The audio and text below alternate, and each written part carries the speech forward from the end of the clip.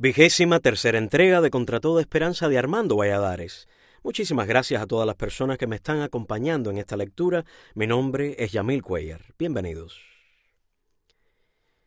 Ese había sido el objetivo del gobierno, dice. Que todos aceptáramos el uniforme azul para así diluirnos en la gigantesca masa de más de 100.000 presos comunes que había entonces. Pretendía hacer desaparecer la categoría de preso político y adscribirnos a la de delincuentes. Iniciamos la lectura. Muchas gracias.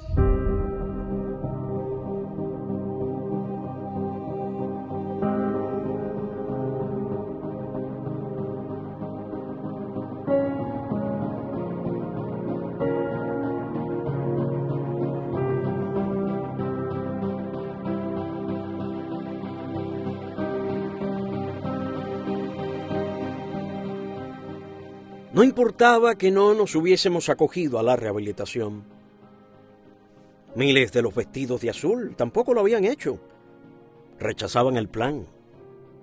Mantenían una actitud combativa, pero su ubicación física en los campos de concentración, llamados eufemísticamente granjas por los comunistas, les hacía posible publicar la mentira. El vestir el mismo uniforme azul se los permitía. A los pocos días, las autoridades iniciaron una verdadera ofensiva de ofrecimientos para que los rebeldes se vistieran.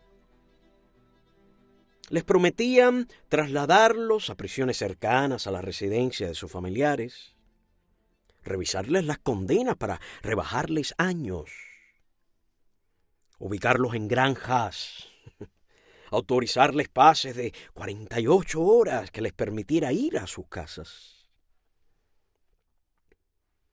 A medida que los días pasaban, muchos que no veían otra salida para su situación decidieron aceptar la ropa azul. Cuando esto ocurría, los sacaban en el acto y se los llevaban de la cabaña. Luego los instaban a que hablasen con sus amigos y procuraran convencerlos de la inutilidad de su rechazo del uniforme. No todos se prestaron para esa labor de proselitismo en favor del uniforme de preso común.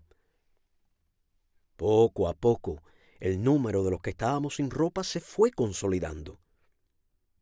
Los que decidieron irse lo hicieron casi todos en las primeras semanas. Entre ellos, Alfredo Carrión. Él había deseado siempre fugarse y vio aquí una oportunidad. A muchos de los que se vestían en la cabaña los mandaban para el campo de concentración de Melena II. Carrión logró que lo llevaran allá y se anotó como voluntario para salir a trabajar. Él y Lino López Quintana habían elaborado un plan de fuga que pensaban poner en práctica, y todos sus esfuerzos los dedicaron a ese propósito.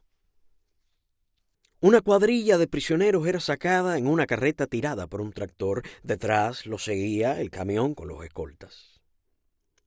Durante semanas, Carrión y Lino estudiaron el recorrido, escrutaron los campos sembrados de caña de azúcar y los caminos que los cruzaban. Observaron que en uno de ellos, el tractor, al doblar en una curva, levantaba una nube de polvo que lo envolvía todo, impidiendo la visibilidad a los escoltas del camión. Carrión y Lino se lanzaron de la carretera en el momento justo en que éste dobló. El polvo rojizo fue una densa cortina que los protegió de la guarnición. Se escondieron entre las hierbas de la cuneta hasta que pasó el camión. Luego se internaron en las plantaciones de caña. Cuando la carreta llegó al campo y contaron a los prisioneros, notaron que faltaban 2. De inmediato se dio la alarma y camiones cargados de tropas se dispersaron por todos los caminos para cercar el área. Situaron postas en todas las encrucijadas y pidieron de inmediato refuerzos al cercano pueblo de Melena del Sur, de donde llegaron decenas de milicianos. Con perros y gritos de los guardias se inició la búsqueda y el acoso. Carrión y Lino acordaron separarse para tratar de de escapar individualmente. Pensaron que así tendrían más posibilidades de lograrlo. Los campos de caña se convirtieron en un hervidero de guardias y en una trampa. Carrión pudo salir de uno de los cuadros sembrados y pasar al de enfrente antes que los militares tomaran el camino que los dividía. Cuando llegó al otro lado, fue a hacer lo mismo con el siguiente, pero el miliciano que estaba apostado detrás de unos arbustos lo vio salir cautelosamente, mirando hacia los lados. Carrión, en cambio, no lo vio y creyó que el camino estaba despejado. El miliciano apoyó el cañón del fusil R2 en la horqueta de una rama y con absoluta comodidad, desde la espesura, apuntó y disparó.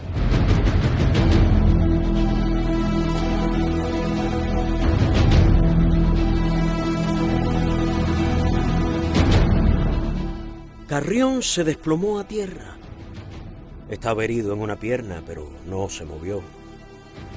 Era muy inteligente y sabía que si se movía, volverían a dispararle. Su única posibilidad de salvar la vida consistía en permanecer quieto. Sintió cuando el miliciano se acercaba, las botas pisando las hojas crujientes de las cañas secas, y lo escuchó detenerse a sus espaldas. Carrión no se volvió, pero le dijo al miliciano que no disparara, que estaba herido, y entonces escuchó los estampidos, los proyectiles a boca de jarro casi. Lo atravesaron de lado a lado.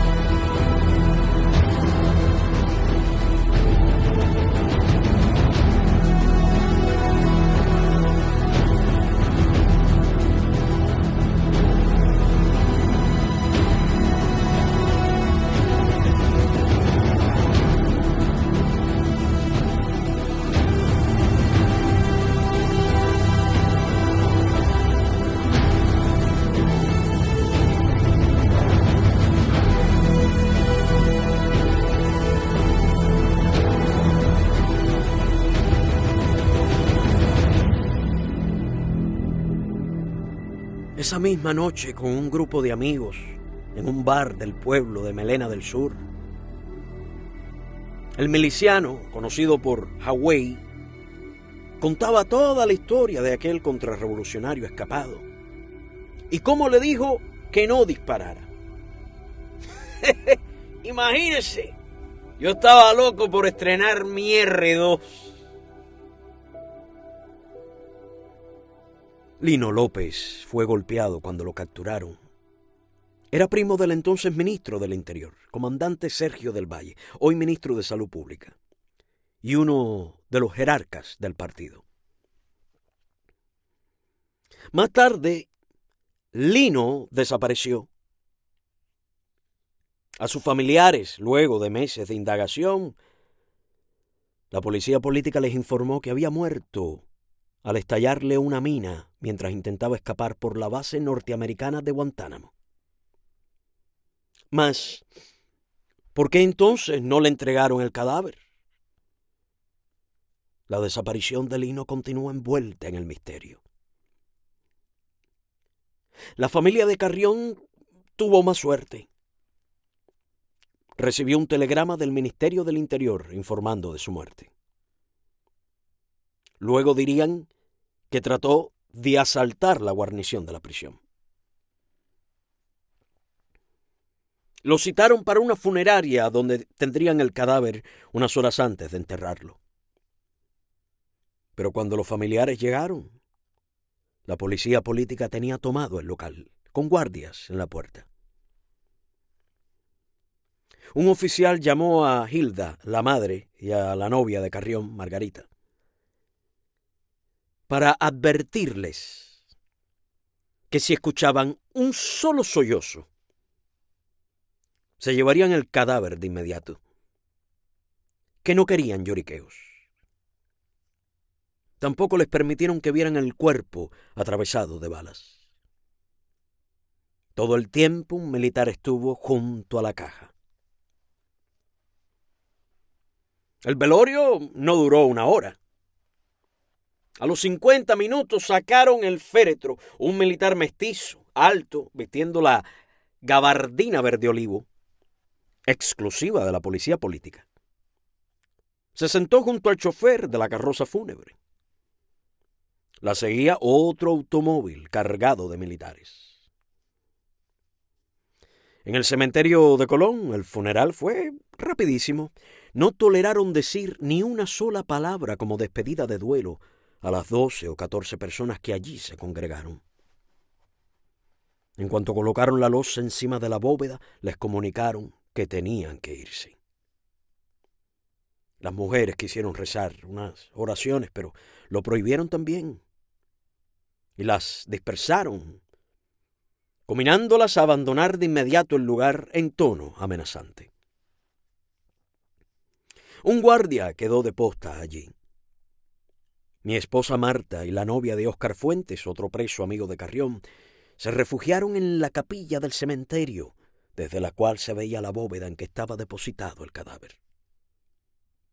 Durante algún tiempo continuaron vigilando al guardia. Cuando al atardecer decidieron marcharse, todavía seguía la custodia.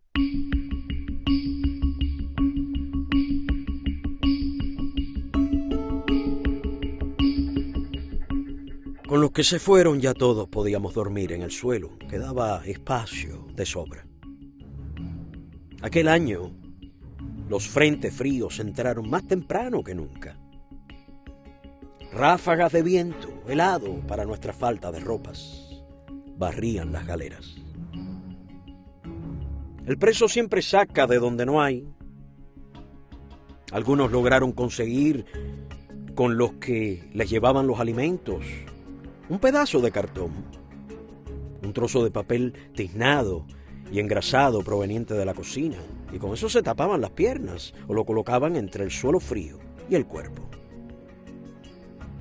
Entonces, las autoridades establecieron requisas diarias al atardecer para buscar esos pedazos de papel y cartón o cosas similares.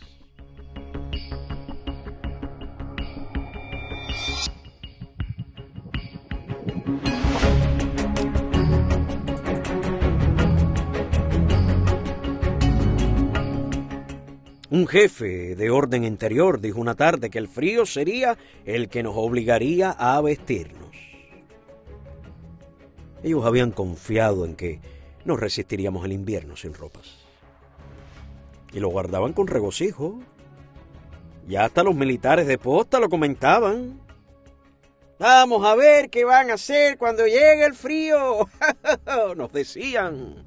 Y el frío llegó. El frío llegó.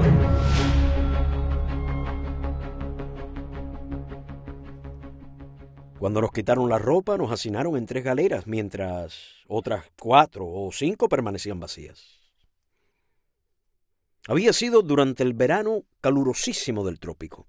Ahora que llegaba el invierno, y para que sintiéramos más el frío, nos dispersaron por aquellas galeras que habían permanecido vacías con ese fin. No se podía dormir. El viento soplaba toda la noche. Recuerdo que con un amigo del plan de rehabilitación que trabajaba en el botiquín, conseguí un rollo de papel higiénico. Yo dormí entonces lo más cerca posible de la pared. Se me ocurrió la idea de enrollarme el papel sanitario alrededor del cuerpo, como si fueran las vendas de una momia. Es increíble el grato bienestar que una cosa tan ligera como ese papel me producía. Era como si me hubiera vestido con un pantalón de lana. Pero me duró solo 2 noches. Lo descubrieron y también me quitaron el papel higiénico. Los militares llamaban a los presos al azar para proponerles que se vistieran. Argumentaban, falsamente, que el uniforme anterior se había agotado en los almacenes y que no se fabricaría más, que esa era la razón por la cual tenían que dar la ropa azul. Decían que aceptarla no tenía implicaciones políticas. Pero ni ellos mismos se lo creían. Por entonces, el director de la prisión de la Cabaña era el teniente Justo Hernández de Medina. Se mostró muy político en el trato desde que llegó. Además, tenía instrucciones del ministerio de suprimir el golpe como sistema. Este hombre manifestó que era opuesto a la tortura y que consideraba que ningún preso debía ser maltratado. Para él, lo único que podía considerarse violación de los derechos humanos era el golpe. La incomunicación total, la negación de correspondencia, visitas, libros, mantenernos sin ropas, dormir en el suelo, subalimentarnos e infligirnos torturas psíquicas, no atentaba en lo absoluto contra los derechos humanos. Una de las primeras innovaciones que puso en práctica fue la de mandar buscar a los presos a su despacho para conversar con ellos, interesándose especialmente en las razones por las que rechazábamos la ropa azul y arguyendo en favor de que la aceptáramos. Me dijo en una ocasión que la revolución estaba obteniendo grandes logros y me invitó a recorrer la ciudad de La Habana para que viera que algunas cosas habían mejorado. Mire, teniente, le respondí, supongamos que ustedes han logrado un nivel de vida material superior al de cualquier país capitalista, donde hay de todo en abundancia. Yo seguiría discrepando, porque mis discrepancias son ideológicas, no de carácter material. Discrepo por la falta de libertad, no por la escasez de artículos de consumo. Por eso, no me interesan los logros de la revolución. El Ministerio del Interior estaba apelando a todos los recursos para lograr que nos vistiéramos. Debido a ello, la situación en los campos de concentración a donde trasladaban a los uniformados de azul mejoró notablemente. Hubo como una pausa en la represión. Les concedían visitas frecuentes. Varios de los que se habían vestido fueron puestos en libertad. Pero todo esto no era más que un señuelo con el que pensaban íbamos a vestirnos los demás.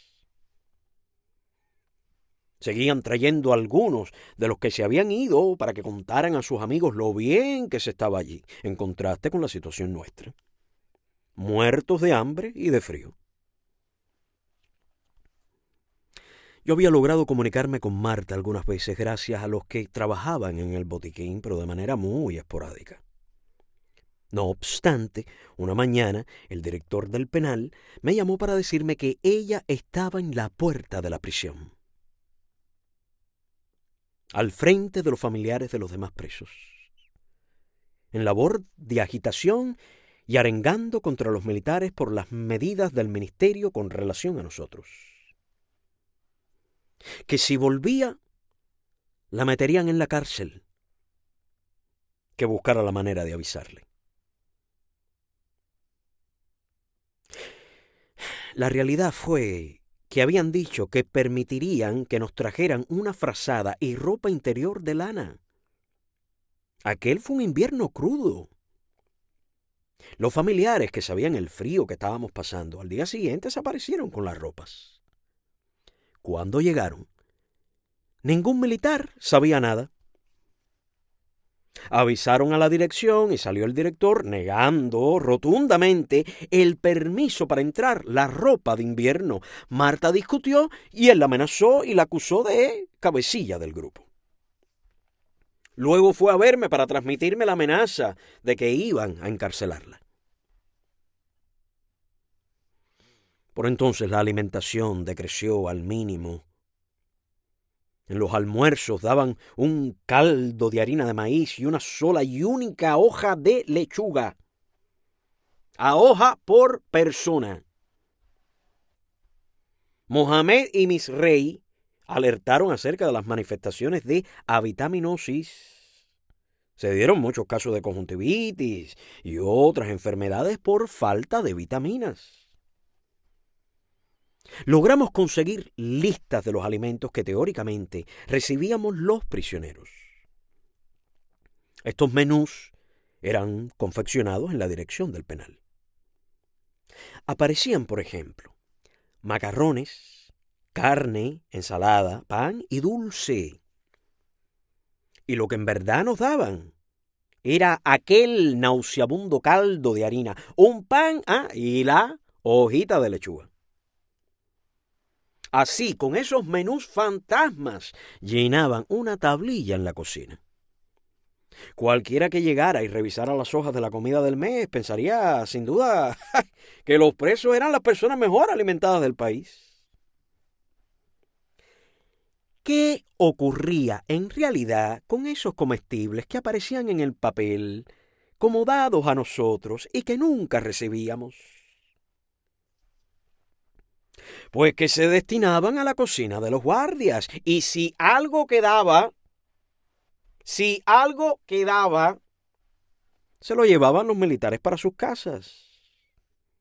El robo del que dijo Castro en un discurso en el Comité Central, que se había convertido en una institución que minaba los cimientos de la revolución, era práctica habitual en las prisiones. Los jefes hurtaban del almacén las cajas de latas de carne rusa, grasas, dulces en conserva, etc. Esto fue una constante en todas las cárceles. En la de Boniato, por ejemplo, desde mi celda que daba a la cocina, yo veía todas las tardes al sargento Buenagente echar en una lata de 5 galones conservas, pescados, cebollas, etc. Y luego colocar un nylon y rellenar la parte superior con sobras que decía eran para alimentar unos cerdos que tenía en su casa. Todas las tardes lo hacía.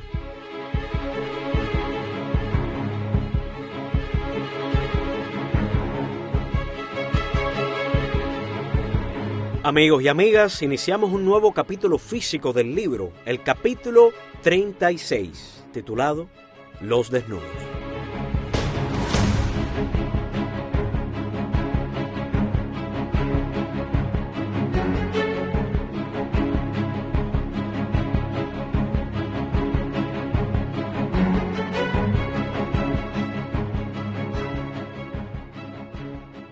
El invierno, a medida que avanzaba, se hacía más riguroso. En Cuba pueden registrarse temperaturas hasta de 1 y 2 grados sobre cero. Pero el frío que no nos permitía dormir no era suficiente para rendirnos ni para quebrar nuestra resistencia. Entonces las autoridades del penal idearon otros métodos. Lo iniciaron en la cárcel del 5 y medio, en Pinar del Río, en el feudo del Ñato, el feroz director de aquella prisión. Los presos estaban completamente desnudos. Cuando salían a limpiar los pasillos, por pudor, algunos se habían conseguido pedazos de papel y con un hilo improvisaban unos taparrabos para cubrir sus genitales. Pero cada 4 o 5 días, la requisa los despojaba hasta de esos taparrabos. Decidieron, para obligarlos a claudicar, meterlos en celdas con 5 o 6 presos comunes de la peor ralea. Criminales envilecidos por los años de cárcel. En un clima de violencia y donde lo único que imperaba era la ley del más fuerte. Cuando metían a un prisionero político allí, los militares les decían a los delincuentes que podían hacer con él lo que quisieran, sin problemas, en una invitación abierta a que lo violaran. También fracasó ese intento. La mayoría de los presos comunes tenían, además de respeto, admiración por los presos políticos debido a su actitud frente a la guarnición y al sistema. En toda la historia de la cárcel, una sola vez se dio el caso de que presos comunes participaran con la guarnición dando golpes a un grupo de los nuestros en la prisión de Guanajay. Años después, aquellos delincuentes que nos golpearon fueron eliminados uno a uno por otros presos comunes que conocieron del hecho y tomaron venganza por su propia mano. Una mañana llamaron a varios de nosotros. El oficial de la policía política que fue a buscarlos, acompañado de 2 guardias de la prisión, le comunicó al jefe de galera que no guardara almuerzo para ellos, que no volverían. Por la tarde se llevaron de nuestra galera a otros 5 y de las demás galeras también extrajeron prisioneros. No teníamos explicación para aquellos traslados. No sospechábamos siquiera a qué obedecían. Sí, escuchábamos, a los 5 minutos de salir los presos, el ruido del carro jaula que se usaba para transportarnos.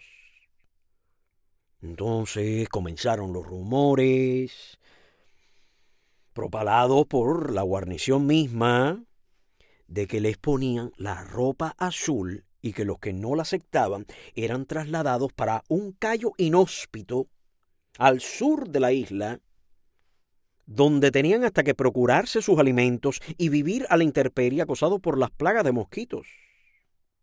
Incluso circuló el rumor de que estaban siendo enviados a la Unión Soviética. Entre tanto, seguían llevándose grupos que no regresaban. Silvio Martínez y yo fuimos llamados juntos. La incertidumbre, las 1000 interrogantes que nos hacíamos día a día, ahora acuciaban nuestro cerebro más intensamente. Nos sacaron de la galera y en un rincón del patio 2 barberos nos hicieron un ridículo pelado con una máquina, cortándonos todo el cabello menos un mechón de pelo sobre la frente. Sin ropas, el aire helado me ponía la carne de gallina. Todo el tiempo estaba erizado. Salimos del rastrillo, escoltados por guardias armados con fusiles AK y bayoneta calada. Nos introdujeron en el corral donde daban las visitas. A los pocos minutos nos hicieron señas de que echáramos a andar. Íbamos uno al lado del otro, pero el guardia nos ordenó caminar en fila india.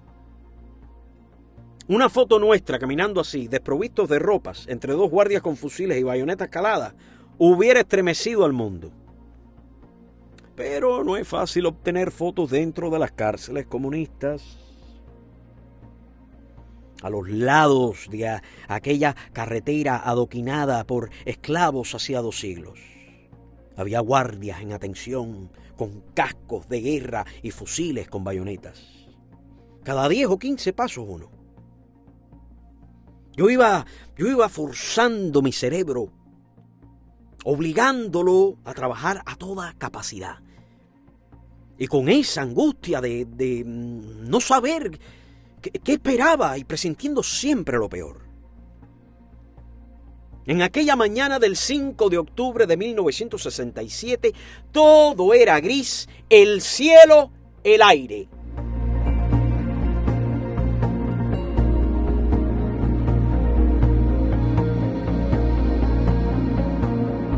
Todo era gris, el cielo, el aire.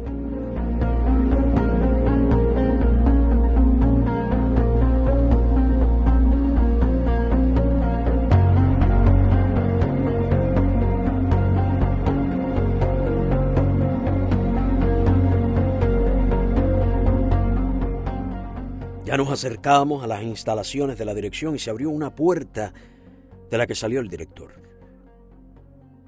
le dijo a uno de los guardias que introdujeran a Silvio en un local a la izquierda y a mí en otro, a la derecha. Cuando entré, de un vistazo lo capté todo. 2 sillas, un buró pequeño con unos folletos marxistas y sobre una caja de madera un montón de uniformes azules. Había también una puerta clausurada con tablas atravesadas. Yo estaba seguro de que desde ahí me estaban espiando. Otra caja volcada y unos uniformes en un rincón con más folletos daban la impresión de que allí se habían producido luchas. Estaba seguro de que entrarían a golpearme y a vestirme por la fuerza. Pues también se había rumoreado esa posibilidad. Mas me había preparado para ello. Y ya no sería una sorpresa para mí que me golpearan. Creyendo que por entre las ranuras de las tablas de la puerta era vigilado, quise dar la apariencia de una tranquilidad que estaba muy lejos de sentir. Me senté en una silla y abrí uno de los folletos. Jamás supe lo que decía. En aquel instante de peligro que yo presentía, me encomendé a Dios con gran fervor y sentí como una tibia oleada que me confortaba interiormente y me infundía valor para lo que pudiera acontecer. Escuché voces y de inmediato se abrió la puerta. Mi madre y Marta fueron literalmente empujadas dentro de la habitación. Yo hubiera querido que la tierra bajo mis plantas se abriera y me tragara. Mi primera reacción fue la de abrazarme a mi madre para ocultar mi desnudez. Marta era mi novia. Teníamos un idilio maravilloso, pero aquella canallada de los militares de hacerla pasar estando yo sin ropas era una besania incalificable. De inmediato entraron el director, el entonces teniente Lemos, jefe de cárceles y prisiones, y un capitán de la policía política, alto y canoso, llamado Ayala. Me alargaron un uniforme azul diciéndome que me vistiera y que, si lo hacía, me darían un permiso de 48 horas para ir a la casa con mi familia.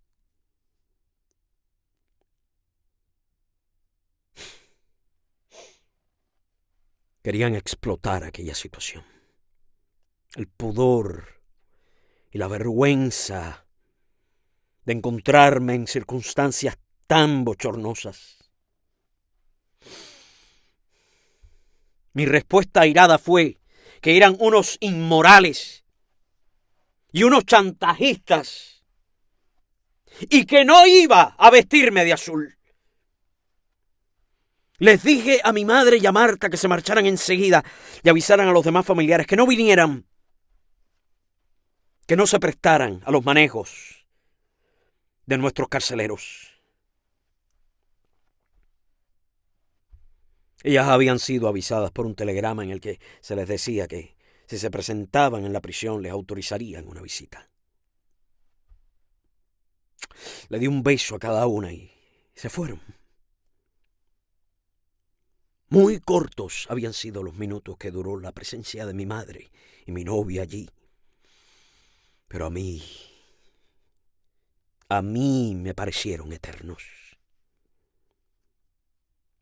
Entonces el teniente Lemos me gritó, indignado, que qué consecuencias esperaba yo de la actitud de rebeldía que mantenía. ¡Yo no espero nada, teniente! Simplemente actúo de la manera que estimo correcta. ¡Mentira! ¡Mentira! ¿Ustedes creen que por rechazar la ropa el gobierno los canjeará y enviará a los Estados Unidos? Lo que usted piense no me interesa, teniente. ¡Que se lo lleven! Vamos a ver si se va a vestir o no. Me sacaron de aquel saloncito y cruzando la calle me introdujeron en otro donde tenían un colchón de judo. Ahí estaban los que habían desaparecido desde que los militares comenzaron la operación aquella. Habían pasado lo mismo que yo, pero no todos resistieron el choque. Y unos cuantos aceptaron el uniforme azul.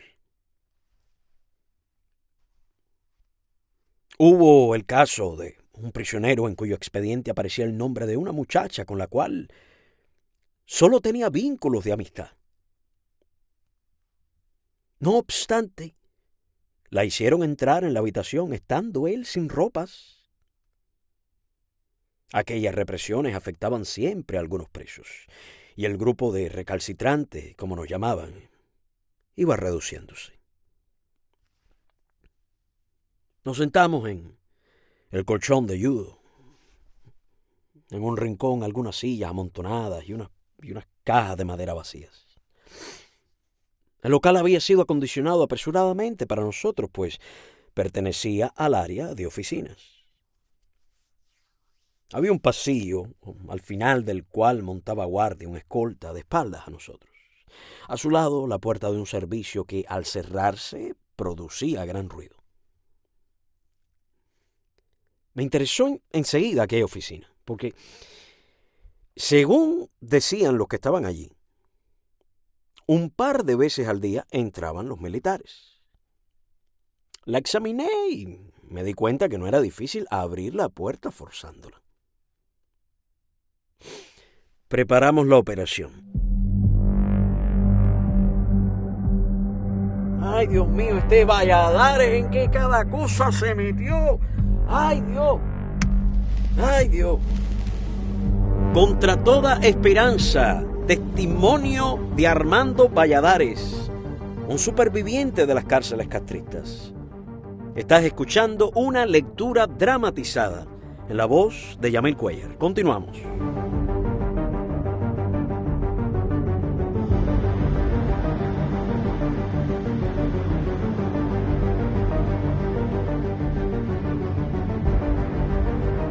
Preparamos la operación.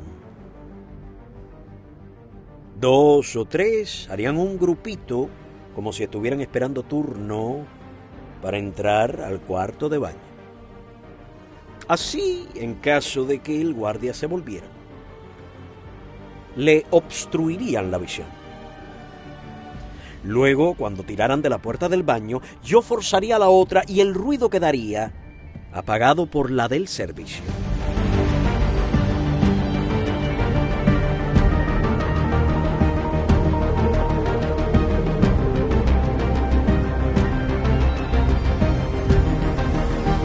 Así lo hicimos y entré rápidamente en la oficina. Había varios escritorios y fui abriendo sus gavetas. Descubrí que guardaban publicaciones extranjeras conseguidas por los familiares de los presos en embajadas, pero que no llegaban a manos de estos. Igualmente había cartas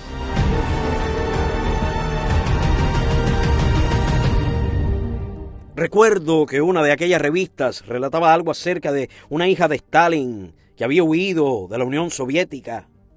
¡Ay, pero lo más interesante fueron los folletos de orientación a los comisarios políticos de cómo hacer una labor de zapa a través de los familiares de los presos!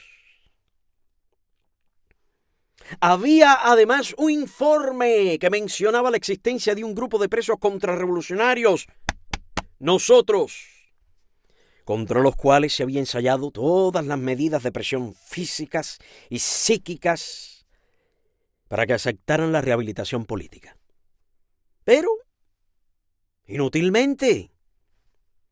Otros folletos muy interesantes completaron mi botín y, a una señal convenida, salí de la oficina. Con discreción fuimos leyendo aquel material. En entradas sucesivas de otros que se animaron a hacerlo, sacamos libros y más impresos. Al día siguiente nos mudaron para un salón más grande para dar cabida a los que iban llegando. La pared del fondo de este salón daba al patio 1, donde se encontraban los rehabilitados. Allí tenía amigos y sabiendo que la pared levantada por las autoridades era una simple división de ladrillos, comencé a hacer un agujero con el mango de la cuchara, haciéndola girar en forma circular para ir perforando el ladrillo. En escasas horas ya teníamos un hueco del grueso de un cigarrillo en su parte más estrecha. Miré, y al primero que vi fue a Ronald Leeper, el canadiense que años más tarde, al ser liberado, escribiría un libro de sus años en la prisión. Con él logré sacar una noticia para Marta. 2 días más tarde nos devolvieron al patio y después llamaron a unos 50 prisioneros, a mí entre ellos. Fuimos los primeros en viajar sin ropas por toda la isla. Dentro del carro jaula era imposible vernos. En sus 4 calabozos hicimos un viaje fatigoso de cerca de 900 kilómetros. Orinábamos y defecábamos dentro del mismo carro, en unas latas. Era el día 27 de febrero de 1968. Situarnos lo más lejos posible de nuestros familiares había sido uno de los procedimientos empleados sistemáticamente por las autoridades. Nuestro nuevo destino fue la cárcel de Boniato, en la provincia de Oriente, al otro extremo de Cuba. Al llegar ya la guarnición nos estaba esperando. Nos pasaron al área donde tenían lugar las visitas y allí mismo nos hicieron la requisa. Nos despojaron de los zapatos y en sustitución nos entregaron unas botas rústicas. De allí al pabellón 2, que era el que nos habían destinado. Consistía en un pasillo con 20 celdas a cada lado abiertas, lo que nos permitía movernos en su interior hasta la reja principal. Hacía mucho más frío que en La Habana, quizá porque el presidio está en el fondo de un valle. Había que dormir sobre el piso, pues las celdas no tenían camas ni literas. Bernaldo Álvarez y yo compartimos uno de aquellos calabozos. Esa misma noche, por unos presos comunes, supimos que otro grupo de prisioneros políticos estaban aislados en el Hospitalito. Como nosotros, ellos también rechazaban el uniforme azul. Eran cerca de una veintena y los tenían encerrados en los cubículos donde alojaban a los tuberculosos y otros infecciosos, así como a los condenados a muerte, aquellos a quienes aguardaba el paredón de fusilamiento. Las celdas eran espaciosas, pero estaban tapiadas a la entrada por planchas metálicas y solo tenían una ventana enrejada al fondo. Las autoridades les habían prometido que al menos les entregarían ropa interior para cubrir su desnudez y frazadas para el frío. Pero no había pasado de ser una promesa.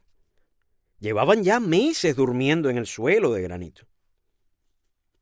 El 13 de noviembre, cuando el frío entraba en ráfagas heladas por la ventana enrejada del fondo, el jefe de orden interior, el teniente Hauto, se presentó para dar respuesta a las constantes demandas de los prisioneros de que les entregaran la ropa interior y las mantas de invierno prometidas.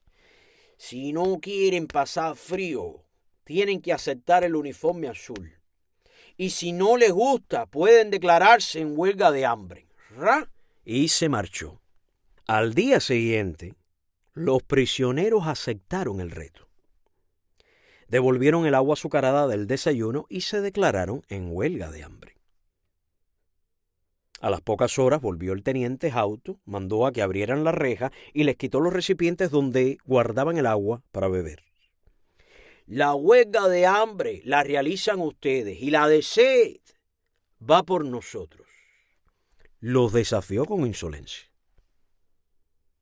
A los 3 días, el director provincial de cárceles y prisiones y delegado del Ministerio del Menín, teniente Povadera, los visitó para amenazarlos y anunciarles que si no deponían su actitud y aceptaban el uniforme, les irían preparando las cajas para enterrarlos, porque los dejarían morir de hambre.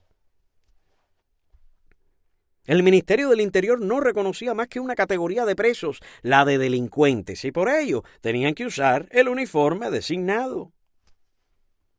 A las 6 de la tarde del mismo día, algunos fueron sacados de sus cubículos. Troadio encabezaba el grupo.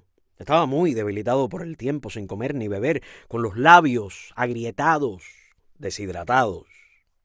Los huelguistas habían acordado que si se producía una división del grupo, porque los llevaran para diferentes cárceles, cada cual resolviera sobre el terreno lo que estimara más conveniente hacer. Quedaron en el hospitalito Morales, Peña y otros. A los 5 días de huelga, un médico preso por un delito común de apellido Ramírez, que inspeccionaba los calabozos, informó al oficial Castillo, jefe militar del hospitalito, que a partir de aquel momento una complicación podía acarrear la muerte a cualquiera de ellos. Esa misma noche varios guardias entraron a las celdas y a la fuerza condujeron a los reclusos al salón del botiquín.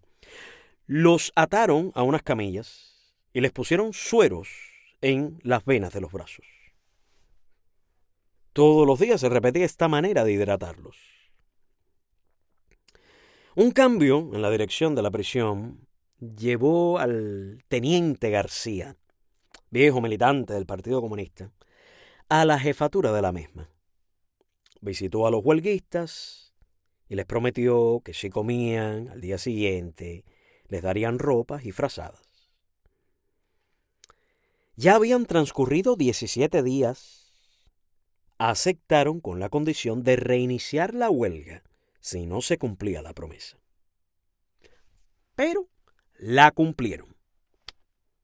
Cuando el teniente García fue a visitarlos, le preguntaron por los que se habían llevado y reclamaron su regreso, ya que se había solucionado la situación.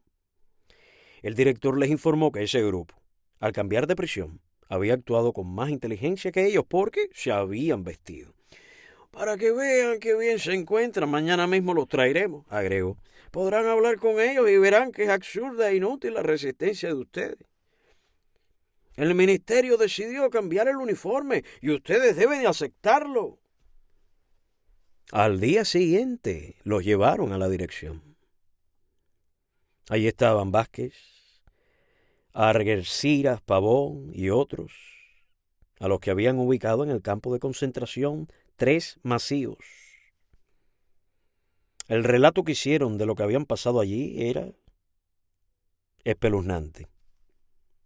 Pero faltaban 3 que indudablemente habían podido resistir, mas no por mucho tiempo, pues acabaron por vestirse. Fue en aquellos días que Rivero, Guevara, Trujillo y 8 exbrigadistas de Bahía de Cochinos llegaron a Boniato. Y el 27 de febrero arribaba nuestro grupo procedente de la cabaña.